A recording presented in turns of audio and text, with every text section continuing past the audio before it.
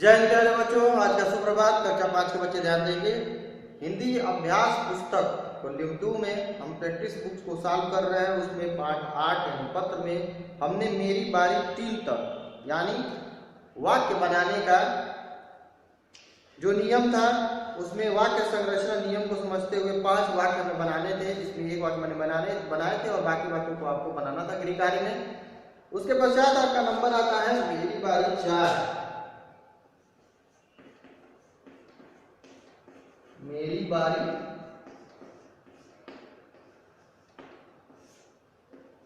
4। इसमें लिखा है सोचो और लिखो में पढ़िए और समझिए, यानी ये पत्र लिखने में आपको किन किन चीजों का अनुसरण करना है, किन किन चीजों का पालन करना है, इसके बारे में हम देखेंगे। इसमें चार्ट बनाए गए हैं। पहला चार्ट है आपका, देखेंगे पृष्ठ संख्या 8 को हम खोल लेंगे। इसमें 4 कॉलम बनाए गए हैं। इन चारों कॉलम के अलग अलग नाम दिए गए हैं। पहले कॉलम का नाम दिया गया है संबंध। उस संबंध में यानी आपका जिस व्यक्ति को आप पत्र लिख रहे हैं उससे आपका क्या संबंध है या वो आपका क्या लगता है, ये पहले कॉलम में लिखना होगा। दूसरे कॉलम में उस व्यक्ति यानी जो व्यक्ति आपका कुछ लगता है उससे आपका जो भी संबंध है तो आप उसको प्रेम से या आदर से किस नाम से संबोधित करेंगे उसके बारे में लिखा है दूसरे कॉलम में, संबोधन में। उसके बाद आप देखेंगे तीसरा कॉलम है अभिवादन का। तो अगर आपका वो परिचित या रिश्तेदार या अपना इष्ट मित्र जो भी है तो उसका आपका पहला संबंध क्लियर हुआ। दूसरा आप उसे किस नाम से पुकारेंगे पत्र में, और तीसरा ये है कि अगर वो आपका जिस भी रूप में संबंधी है, आपसे बड़ा है, छोटा है, आपके बराबर है, हमउम्र है, तो आप उसका अभिवादन किस प्रकार करेंगे। अभिवादन का मतलब प्रणाम, नमस्कार, शुभाशीष, नमस्ते, ये सब चीजें जो है आप उसे किस व्यक्ति को बोलेंगे और किसे नहीं बोलेंगे इसके बारे में दिया है। चौथा जो आपका स्तंभ है, कॉलम है, ये है निवेदन। यानी अंत में पत्र की पूरे विषय को लिखने के उपरांत जब अंत में आप अपने नाम का उल्लेख करते हैं तो उसके पहले निवेदन में आपको क्या लिखना चाहिए। निवेदक में आप किस पंक्ति का उल्लेख करेंगे जो उनके संबंध के अनुरूप आपके ऊपर और उनके ऊपर सूट करता हो या उचित लगता हो। तो पहला है आपका कॉलम, इसमें संबंध में आएगा कि अगर आप पत्र लिख रहे हैं किसको, अपने माता पिता को, गुरु को, बड़े भाई आदि बड़े संबंधियों को जो आपसे उम्र में बड़े हैं, तो उनको आप संबोधन क्या करेंगे दूसरे कॉलम के अनुसार, मान्यवर, आदरणीय, माननीय, पूजनीय, आदरणीय, पूजनीय, इस प्रकार के शब्दों को आप पहले प्रयोग करेंगे, तब अपना जो भी विषय वो लिखेंगे। उसके बाद आप अभिवादन लिखेंगे, यानी उसके नाम का उल्लेख करने के बाद, यानी मान्यवर या आदरणीय गुरुदेव, आदरणीय गुरुदेव, प्रणाम या चरण स्पर्श, ये आप लिखेंगे। तो सबसे पहले आपका जो संबंध है वो आप डिक्लेयर कर लेंगे कि वो किस संबंधी को आप पत्र लिख रहे हैं, तो उनको संबोधित करते हुए आप लिखेंगे मान्यवर, आदरणीय, माननीय, पूजनीय, और उसके पश्चात आप उनका अभिवादन करेंगे, अपनी शिष्टाचार को करेंगे, आपका जो नैतिक दायित्व है प्रणाम या नमस्कार का वो आप करेंगे। उसके पश्चात अंत में जब आप सब कुछ लिख देंगे तो आप लिखेंगे आपका, आपकी स्नेह पात्र, कृपाकांक्षी, आज्ञाकारी।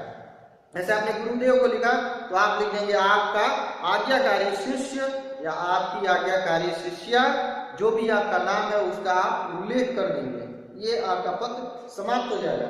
दूसरे आपके कॉलम में ही संबंध वाले में दूसरा नंबर आता है छोटा, यानी छोटे संबंधी। अगर पहले तो मैं था बड़े संबंधियों को अगर आप लिखते हैं, दूसरे में छोटे संबंधियों को अगर आप लिखते हैं जिसमें छोटा भाई आता है, पुत्र आता है, भतीजा आता है, भांजा आती है, बहन आती है, ये छोटे संबंधी। तो इनको आप पहले अभिवादन में, संबोधन में क्या लिखेंगे, चिरंजीव या प्रियवर, उनको देते हैं शुभाशीष, प्रसन्न रहो। यानी अगर आपसे छोटे हैं तो आप उन्हें आशीर्वाद देते हैं अभिवादन में, शुभाशीष, प्रसन्न रहो, खुश रहो। निवेदन में अंत में आप लिखते हैं, अपने से छोटे को पत्र अगर लिख रहे हैं तो आप अंत में लिखते हैं तुम्हारा या तुम्हारी हितैषी, शुभाकांक्षी, शुभचिंतक, जो भी आपका नाम है वो आप लिखेंगे। तीसरा जो नंबर आता है मित्र, सहपाठी आदि, अब बराबर वाले का नंबर आ गया। यानी पत्र अगर आप अपने से बराबर वाले को लिख रहे हैं, हम उम्र को लिख रहे हैं, तो आप लिखेंगे उसके संबोधन में प्रिय, मित्रवर, मित्र या प्रियवर, उसको आप लिखेंगे नमस्ते सस्नेह। और अंत में अपनी बात कहने के बाद अंत में जब आपका नाम लिखने का आता है नंबर, तब आप लिखेंगे तुम्हारा या तुम्हारी मित्र, स्नेही, सखी या सखा। उसके बाद अपना नाम लिखेंगे, पता लिखेंगे। उसके पश्चात अब आता है औपचारिक पत्र।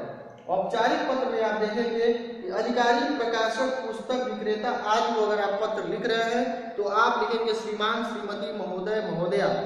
उसके लिए आप अभिवादन नहीं करेंगे, जिसको नमस्कार, प्रणाम, चरण स्पर्श या शुभाशीष या नमस्ते, ये सब कुछ आप नहीं लिखेंगे।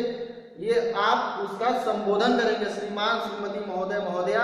उसके पश्चात अपना विषय लिखेंगे, विषय के उपरांत अपनी बात को कहेंगे। और जब पत्र समाप्त होगा तब आप लिखेंगे आपकी या आपका, भवदीय और अपना नाम।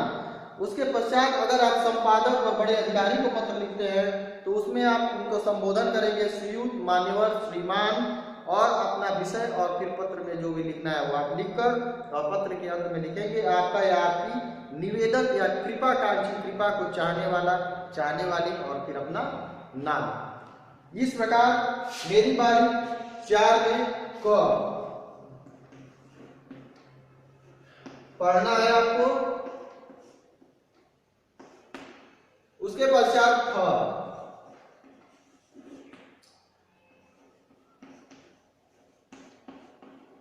प्रधानाचार्य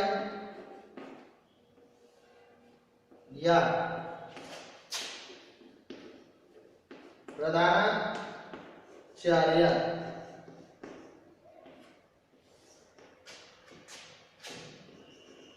को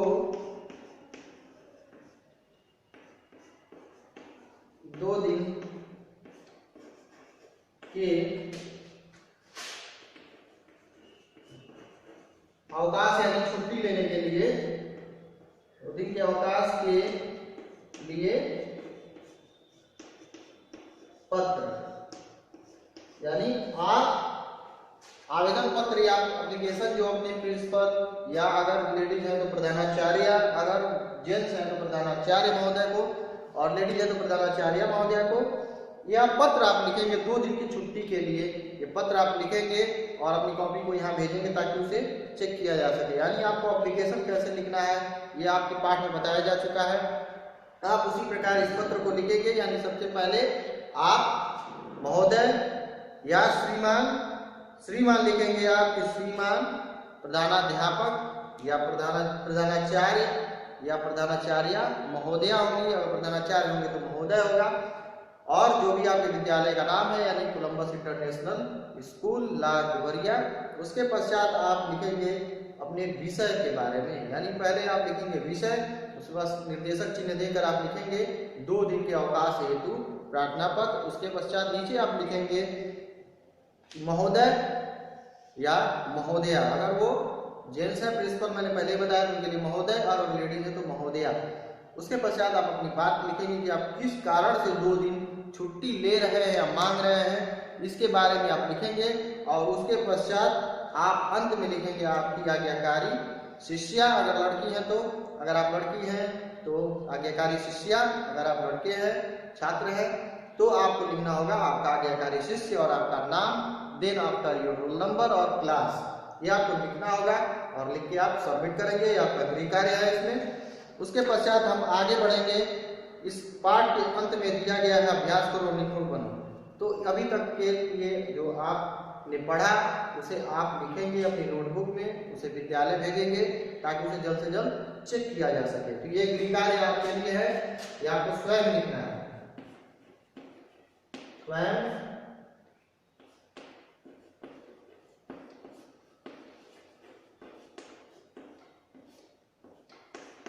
स्वयं लिखिए।